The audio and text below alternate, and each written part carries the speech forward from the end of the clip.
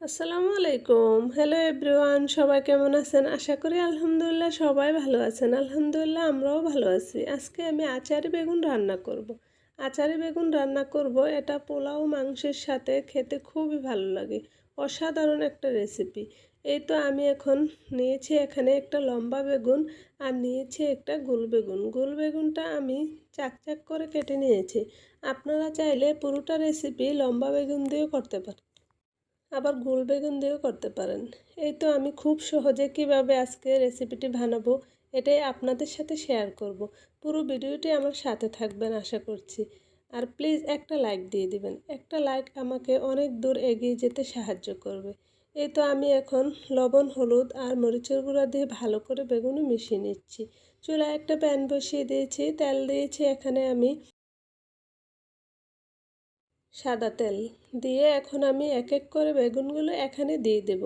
বেগুনগুলো দিয়ে আমি চুলার আঁচটা লো হিটে রেখে দেব।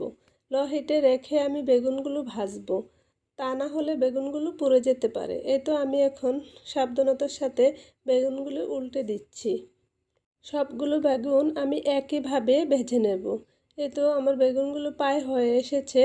এখন আমি বেগুনগুলো তো নামিয়ে নিয়েছি। এখন আমি যেহেতু এটা আচারে বেগুন, এখানে আমি সরিষার তেল দিয়ে দিচ্ছি। সরিষার তেল না দিলে তো হবে না, যেহেতু আচারে বেগুন। এখন আমি এখানে দিয়ে দেব রসুন আর শুকনো মরিচ 4টা দিয়ে ভালো করে একটু এগুলো ভেজে নেব। এগুলো একটু ভাজা হয়ে গেলে এখানে আমি দিয়ে দেব পেঁয়াজ বাটা। আমি এখানে 2 চামচের মতো পেঁয়াজ বাটা দিয়েছি, সাথে দিয়ে দিচ্ছি রসুন বাটা। এখন দিয়ে দেব আমি এখানে হলুদ গুঁড়ো হাফ চামচের মতো, মরিচের গুঁড়া দিয়ে দেব আমি এখানে হাফ চামচের মতো। এখন আমি এখানে দিয়ে দেব লবণ। লবণটা আমি পরিমাণ মতো দিব, আপনারা আপনাদের পরিমাণ মতো দিতে পারেন। দিয়ে দেব এখানে পাঁচফোড়ন। পাঁচফোড়নটা আমি গুঁড়া করে দিয়েছি, আপনারা চাইলে আস্তেও দিতে পারেন। এখানে দিয়ে দিচ্ছি টক দই। এখানে আমি 2 চামচের মতো টক দই দিয়েছি। টক দইটা আমি ফ্রিজ থেকে নামিয়ে রেখেছিলাম, আমি এটা পানি ছাড়িয়ে নিই। ভালো করে কষিয়ে এখন আমি এখানে বেগুনগুলো দিয়ে দেব। আর সাথে আমি এখানে 2 চামচের মতো টমেটো সস দিয়েছি, এটা দেখাতে ভুলে গেছি। আপনারা অবশ্যই টমেটো সসটা দিতে চেষ্টা করবেন। এই তো আমি বেগুনগুলো এখন একটু উল্টে দিচ্ছি। সবগুলো বেগুন আমি একটু আলতোভাবে উল্টে দেব, তা না হলে বেগুনগুলো ভেঙে যাবে।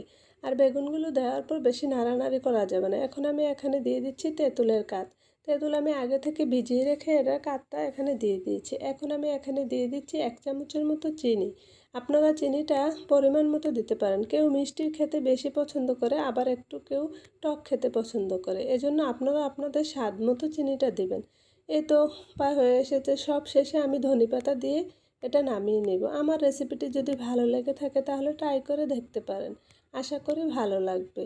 আর যদি ইউটিউব থেকে দেখে থাকেন তাহলে সাবস্ক্রাইব করে নেবেন। আর যদি ফেসবুক থেকে দেখে থাকেন তাহলে ফলো দিতে পারেন। আর যদি অলরেডি এই কাজটি করে থাকেন তাহলে আপনাদেরকে অসংখ্য ধন্যবাদ। আর চাইলে শেয়ার করতে পারেন। আসসালামু আলাইকুম।